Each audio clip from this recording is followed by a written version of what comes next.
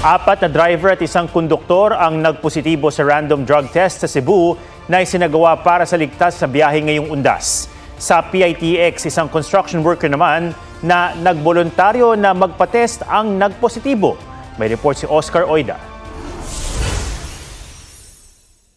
2 taxi driver, 2 bus driver at isang konduktor sa Cebu ang nagpositibo sa random drug test na isinagawa ng PIDEA at LTO. Sasailalim pa sila sa confirmatory test pero tiyak na di makakabiyahe. Ang mga nag-positive, dili yun sila makabiyahe. Kay na may authority ang atong land transportation office to confiscate nyo. So ang trabaho sa operator, mag-provide og another driver. Sa PITX, may 100 driver at konduktor din ang sumailalim sa random drug test. Walang nagpositibo sa kanila, pero isang lalaking hindi naman driver o konduktor, voluntaryo nagpa-drug test ang nagpositibo. Hinala niya, baka ang iniinom niyang maintenance ang na-detect. Walang problema sir, kaya hindi naman ako nagbibiyahe sir. Ano bang trabaho mo? Contraction lang ako sir.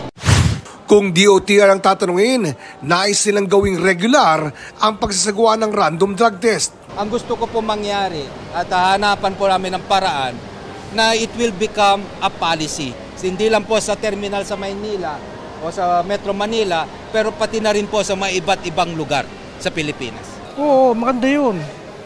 Para protektado lahat tayo. Para iwas disgrasya.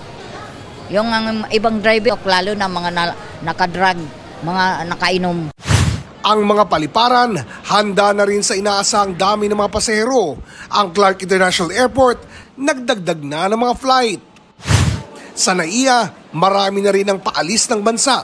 Sinamantala ng ilan ang Undas para makapagbakasyon, tulad ng pamilyang ito na tutungong Japan. Pero mas marami ang domestic passengers na bibisita sa mga yumao. Sa Negros Occidental, tila minulto ang isang nicho na biglang nawalan ng bakal na bakod. Napag-alamang ninakaw ito ng 3 minor de edad at ibinenta. Ipinatawag na sila ng pulisya pati ang kanilang mga magulang. Isinailalim na rin sila sa counseling. Maigpit naman ang pagbabantay sa Manila North Cemetery, lalo't inaasahang aabot sa 2 milyon ang bibisita. 64 na CCTV camera ang gamit sa monitoring.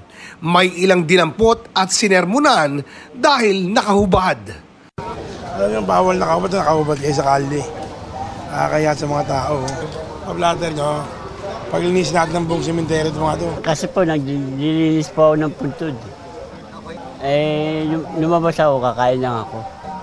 Hindi ko naman alam na bawal. Oscar Oida, nagbabalita para sa GMA Integrated News.